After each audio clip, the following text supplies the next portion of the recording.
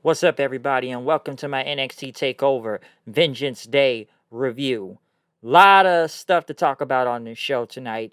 I will say one thing before I do begin off with this review for Takeover. I still think this was a very bad name to choose from. Listen, I have no problem with Vengeance being back, but listen, I know today is Valentine's Day and everything, and trust me, I had my day yesterday. Yesterday was my birthday and whatnot, but I still think they should just went with Vengeance. I don't think they need to call it Vengeance Day. Honestly, I still say they missed the opportunity of calling it St. Valentine's Day Massacre, given that they haven't done that name in over, 20 years now at this point. I think this would have been the perfect time to bring it back instead of calling it Vengeance Day. So I still think Vengeance Day sounded lame. If you would have just called it Vengeance, I'm like, okay, I would have been okay with that. But Vengeance Day, like I said, I get it's Valentine's Day, but don't make it more difficult than it already is, okay? So I would have just gone with Vengeance, but still, I think this was a very, very big missed opportunity on calling it St. Valentine's Massacre. Yeah, the St. Valentine's Day Massacre. I still think it should have been called that. But one thing before we get into the actual, main part of the show for NXT, two things guess we should say right now. One, they have signed Eli Drake. And reportedly, they have signed Taya Valkyrie today. Now, Eli Drake did show up on the pre-show for Vengeance and basically saying he is here, but he's not even Eli Drake anymore. What does WWE do? They got to give him one of these dumb names, and they called him LA Knight, which I sat there wondering, like, what the fuck is a LA Knight? I'm like, could you not? I don't know what is with them with these random name generators. I don't understand it. This is just, it sounds really silly to me. Just like I talk about MSK and their names. I know, what are they called? Wesley and Nash Carter. Like I said, I'm still gonna call them Dez and Wentz. They still remind me of the Rascals and whatnot, but I continue to call them Dez and Wentz. Okay, I saw a lot of people kind of shitting on Eli Drake though. They weren't really feeling it. Some people think the guy's too vanilla. Some I've heard, and I've heard people say he's like another version of The Rock or trying to be a wannabe of him. I like Eli Drake. I've been a big fan of his since Impact. I still like the whole dummy, yeah. That is an insult. That is just a fact of life. Don't get lost in the sauce. There's like a lot of catchphrases Eli Drake uses. Yeah. But I think they got rid of that dummy button. I remember it was online. I used to have fun with it, but I think they got rid of it now. But like I said, I like Eli Drake. The guy's great on the microphone. He's a great listen to. I think he's good in the ring also. He's got a certain look to him. It's just he was in NXT before also. I don't remember what he was called, but he didn't stay there that long because I think he felt he wasn't going anywhere. I didn't remember. I think he was part of Sasha's her crew when she had like her little security team and whatnot. He was there back then, but he was in NXT at one point, but he wasn't there that long. Like I said, I didn't really know who the guy was until like 2015, 16 when he first stepped into Impact, part of Drew Galloway's group, The Rising. What was the other guy's name? I know he's Tonga Loa now, but I forgot his name in TNA at the time. No, um, I don't remember his name in TNA. I just know it's Tonga Loa, but I remember him there, and that's kind of where he built his name, if you ask me, and probably other indies also. But I mostly known him for Impact. He was the world champion. Trust me, he made that Global Force bullshit work, even though that whole thing it sucked. And the last thing Eli Drake was doing, he was in NWA. I was digging him on there. I think he's a great heel. The last thing he did was what, team with James Storm. I think they were like the tag team champions, but given the pandemic, a lot of people end up leaving NWA, which I guess we can count this as another loss for NWA also. I was surprised he never stepped in AEW, given that they had some of a partnership with NWA. I would have expected him to show up there at one point. So I guess not. So we know he's in NXT now. Some people think it's always taking up space or that he's hoarding talent. Like I said, I like Eli Drake. I hope something good happens with him there. I'm not going to call him LA Knight because I think that name is just dumb. And I'm like, there's another one of these dumb WWE names they gave out again. My friend said this tonight. You going to indies for over 10 years, making a name for yourself, and then they gave you this bullshit name out of a random name generator. So we'll see what happens with Eli Drake. I'm just gonna go with that. So we'll see what happens with him.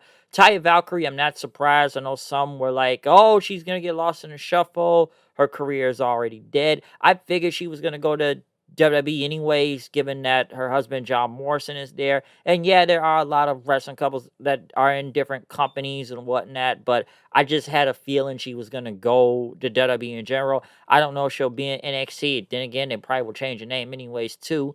Honestly, I believe she's a step above NXT, so I think they may put her with Morrison, possibly.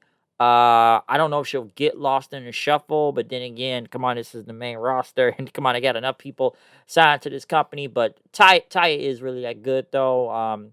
Shit, I've seen Taya since like Lucha Underground in like 2015 or 16, and like I said, I remember she was like the longest reigning Knockouts champion. I don't like how they wrote her off of Impact, but I figured she was gonna go to WWE. I just kind of really figured it. I'm not really surprised. So, um, Taya, will she be on NXT? I don't know, but I do believe she's just gonna be on the main. She probably will end up in the main roster, but knowing them, they're gonna send her to NXT anyways, like where Loca. So, like I said, I'm not surprised she's there. Some people think she would have won AEW, but I'm like, okay, you could build a division around her. Then again, I said how Taya could probably outwork damn near the whole division in AEW. You got like what, maybe 2, 3 people that's on her level, and yeah, you could have built it around her. I'm surprised they didn't put in that damn tournament and whatnot. They could have did that, but I just figured she was going to WWE. I kind of knew that as soon as she left Impact. I like showed up in WWE. I just knew it. I just didn't really have doubt in my mind she was really gonna go anywhere else. So we'll see what happens with both Eli Drake and Taya. Like I said, I already changed Eli Drake's name, so that's already kind of some bullshit. Taya, we'll see what happens. But like I said, two people I like, so hopefully something good happens from this. But we now get into the main show of NXT tonight.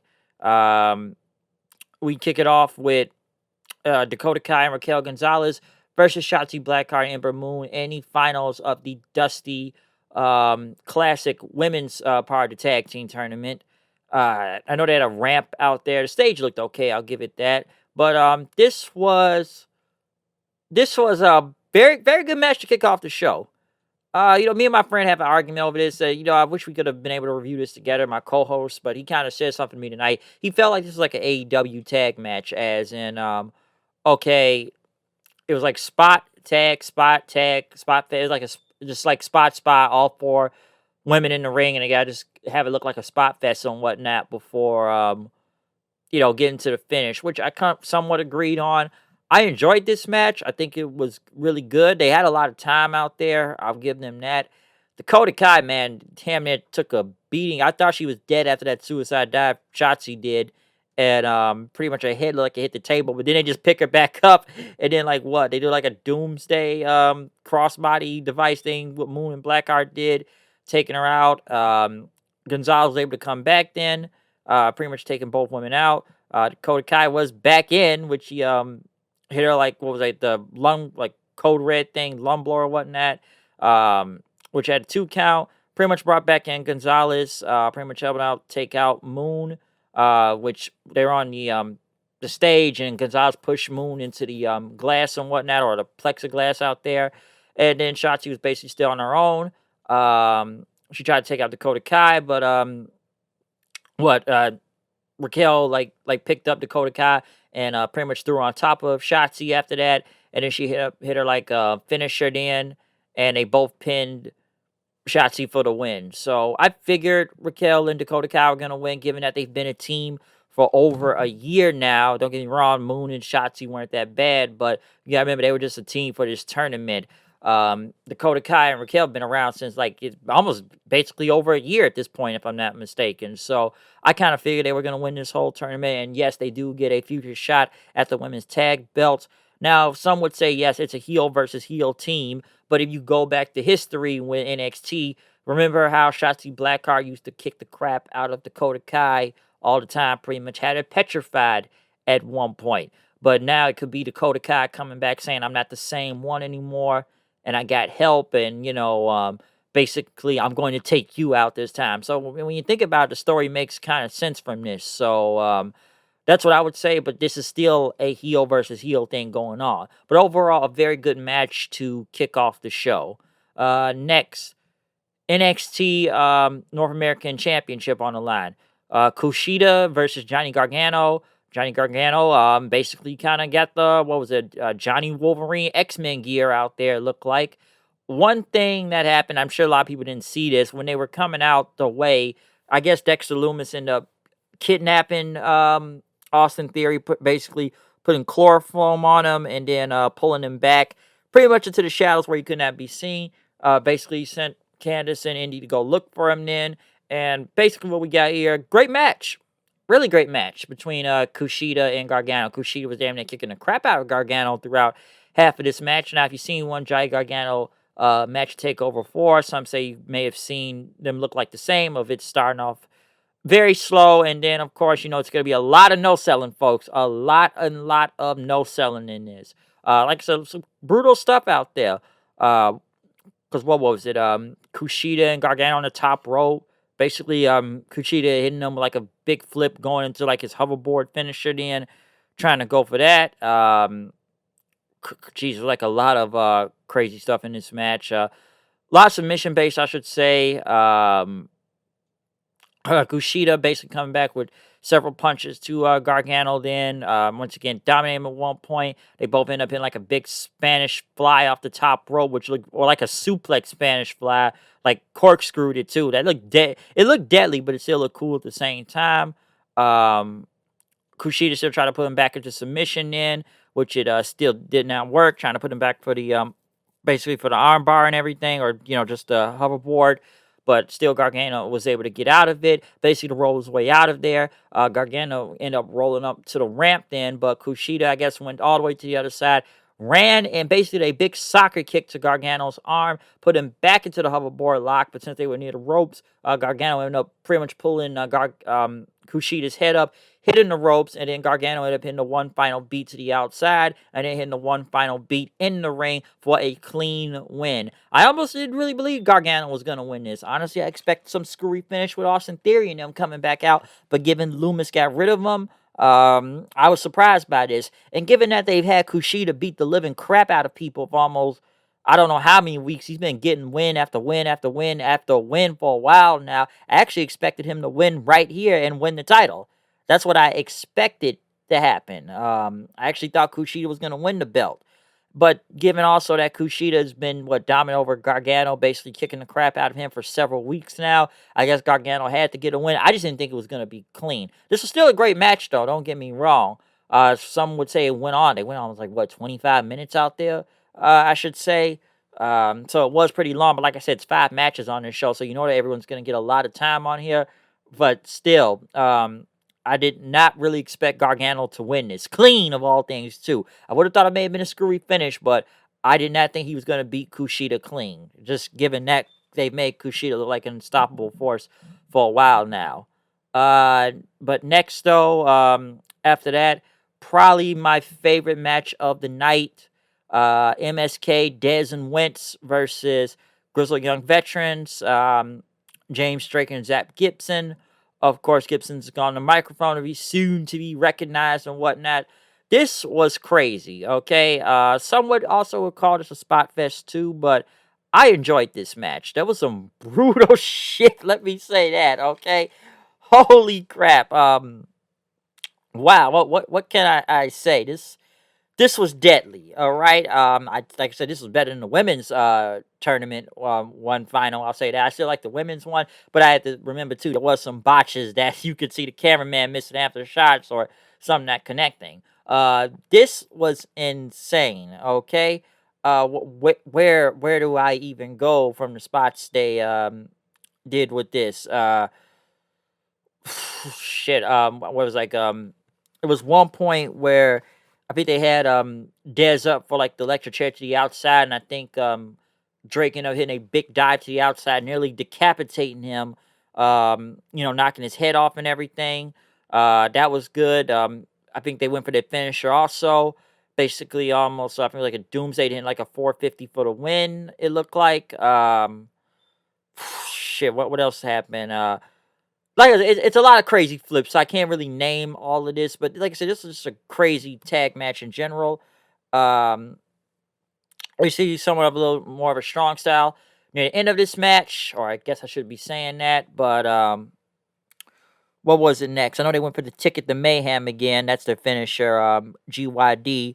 But Dez and Wentz came back, basically taking out both members, and I think they hit what was it, Gibson? No, it was Drake they had in the ring. Basically, when they were like a 450, and they hit Dez hit like his big corkscrew. I know that it used to be called the Final Flash, but then they hit their own their tag finisher and whatnot. I don't remember what it's called, but they hit their finisher and they won the Dusty Classic. Insane match, okay? Very insane match. I'm almost surprised that the Rascals even won this, okay? I will say this. They have pushed these guys literally right out the gate.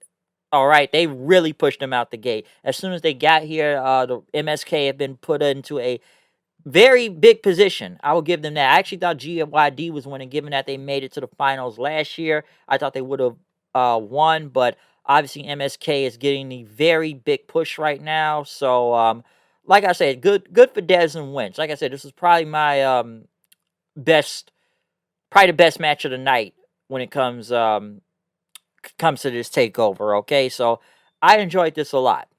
I did. So I'm kind of glad they are getting this big push. I've said this before about the Rascals, and I think I've said this in a video a while ago. Man, Impact really did drop the ball with these guys. They really did. I'm glad Trey's back over there. I'm glad he doesn't have to get none of these dumb names like they do in NXT, but they really should have pushed the Rascals while they were in Impact to the tag belts and whatnot. Hopefully Trey does better since he's back in that company right now, and he gets a great push from this, but even I had to sit there and take myself, man, Impact really did drop the name with this. Drop the ball with the Rascals while they were in Impact. But I will say, like I said, they got a big push right here, so good on them, and we'll see where this goes. But I'm still not gonna call them by their new names, though. They still sound like some bullshit. Even MSK sounds kind of weird to some extent. We got a oh boy, Cameron Grimes. I guess they had the Wrestling Flow guy rap his theme song or something, which he kept saying, to the boo, to the boo. All I can say is this was funny. This was real funny. A lot of GameStop references in there. I still don't know where they're going with this, but like I said, the guy is just going over the top with this goofball thing. Like I said, he's even goofier than he was before, but he can somewhat make that work in a way. Like I said, I like Grimes, Trevor Lee, whatever you want to call him, but I'm trying to see where they're going to the straight to the moon, the moon, the moon. We going straight to the moon, baby. But the video is pretty funny though. He's got money now, man. He's got money. That's the difference. He's still a goofball, but he's got money. Next, a triple threat match. NXT Women's Championship on the line. Io Shirai, Toni Storm, and Mercedes Martinez. Probably the shortest match out of the entire night. Which was a good match, but very short. I'm sure everybody talks about the table spot that happened, which Toni Storm had tried to clear the table, but the table ended up breaking, and she just kind of stared at it for a second, knowing it broke, and yeah, it was done. The table. There was one point when they had like a triple submission in. It was like a crossface, and then it was like a crossface and camel clutch going at the same time. I remember in the ring. Of course, Io Shirai, she's got hit a big spot jumping off the scaffolding, doing a crossbody, landing on the both women, which they still show the broken table by the side, which I'm sure people wonder how did the table break at this point. But I know it became a match between Martinez and Toni Storm then. Martinez, I know she ended up hitting her finisher, but Toni Storm kicked out. Martinez, what was it then after that? No, Martinez went for a finisher again. Toni Storm basically got out of it. Pretty much hit a diving headbutt to her onto the ground then. But then as she got the pin, I guess Io Shirai came out of nowhere with her big moonsault, pinning Mercedes Martinez, still retaining the Women's Championship. Like I said, probably the shortest match of the night. Good match though, but really short. I would have expected more. I'm almost surprised Mercedes Martinez took the pin, given that she was the first one to attack EO first, and they made her look real dominant. I thought she probably would have been the one to take the belt off of her, but obviously they're still going with Toni Storm and whatnot, which I'm not mad at too. So I think they want to probably save Toni Storm and EO for the next takeover. I don't want to say Martinez was wasted here, but I actually would have thought they probably would have done more with her in going for the women's championship other than having her pin. But I kind of figured they were not gonna pin Toni Storm in this. So yeah, EO retains, folks. I still think she's not really gonna lose that belt until Mania weekend, possibly. But into the main event, though, we got Finn Balor versus Pete Dunne for the NXT Championship. This was a hard-hitting, brutal, technical style of match right here, which was very enjoyable. And I liked this match a lot. It was great. Loved it. The only thing I would say is that I don't think anybody really believed Pete Dunne was ever going to win, though. Okay? I don't think he ever was going to win. We all know Balor was going over. I did like when, Pete Dunne, he ended up doing the whole finger spot thing onto Balor, which he thought he broke his fingers for a second, but he went for the bitter end, still didn't work. And I know he did like the bitter end when he tried to have him to submission, but he didn't get up. And he tried to go for the bitter, yeah, he hit the bitter end right there. Still a 2 count, but as he tried to go for it again, Balor got him with like a Bloody Sunday and reversed in after that. No, he didn't go for the coup de grace, but he ended up stepping on the back of him then. Balor, basically, he started going for Dunne's knee since he got it hurt early in the match, going for his, like, X-Plex thing. But Balor ended up pulling out, Pete Dunne's mouth guard and everything. Hit him with a big shotgun drop kick to the face. He got him with the coup de grace, and then he hit him with the 1916 for the win, and Balor retained the NXT title, which I don't think anybody ever thought he was going to lose right here. Like I said, Balor was going to win, okay? And I like Pete Dunne, but come on, we all know Cross is still coming for that belt. And so I don't really believe anybody thought Balor was ever going to lose here. But as Balor celebrated, even kind of selling the finger spot, because usually Balor would put his gun signs up near the end, but he only just put his hands up. But next thing you know, Lorcan and Birch come out. They attack Balor. He starts getting jumped in, but the Undisputed Era come out for the save. Adam Cole, Kyle O'Reilly, and Roderick Strong. As they cleared the ring, Kyle O'Reilly basically helped Balor onto his feet. Balor ended up accepting his help, which they all kind of stood together then. But as they had the graphic on the side show up, out of nowhere, Adam Cole ends up kicking Finn Balor in the face with a super kick. Basically, all Undisputed Era members stand and start arguing with each other. Adam Cole kept saying, "This is bullshit. It's bullshit." He didn't kick Kyle O'Reilly in the ring then, as Cole just basically stared a hole into him. Roderick Strong looked surprised. Both Balor and O'Reilly were down as Adam Cole left. So, crazy betrayal. Didn't see that coming. Honestly, I actually thought the Undisputed Era was just going to jump Balor right there in the ring. I didn't think Cole was just going to turn and whatnot. Like I said, hot finish to end the show, I should say that. Big cliffhanger angle, I should say, not a hot finish, but a very big cliffhanger angle, because what has Adam Cole really done ever since, he lost the Balor at that, the whole Super Tuesday thing and whatnot, because Kyle O'Reilly's been getting more of the spotlight and being the main eventer now. Cole, he's just kind of been the whole tag team thing. He's been fighting Pat McAfee, which, kind of after that pass, I didn't really know what Cole was doing in after that, because O'Reilly was getting the title shots then. So Adam Cole has just kind of been around lately.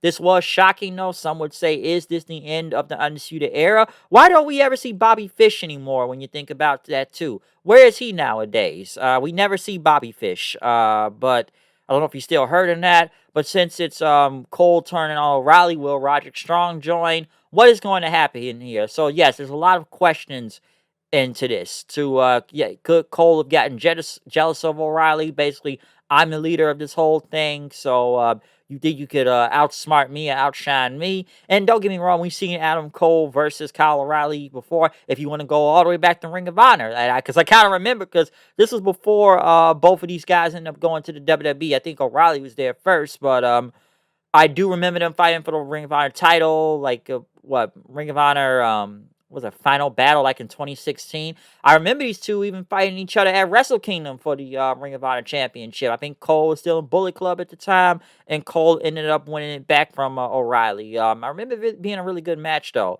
So yes, both these guys were a tag team before. They were future shot in Ring of Honor. Just to give you a little bit of a history lesson on both of these two. So they could probably use that, even though they were probably won't mention it on WWE, but maybe they'll have some type of footage from Ring of Honor or even New Japan for all I know. But that's just kind of giving a brief little history and whatnot that they could build up upon and whatnot. So yes, Cole versus O'Reilly must be happening sometime soon. But the question is here, is this the end of the Undisputed Era? Because obviously they don't want to move any of these guys up to the main roster, so they're milking whatever they can out of this, and now they will put them against each other. Overall, Takeover, very fun show.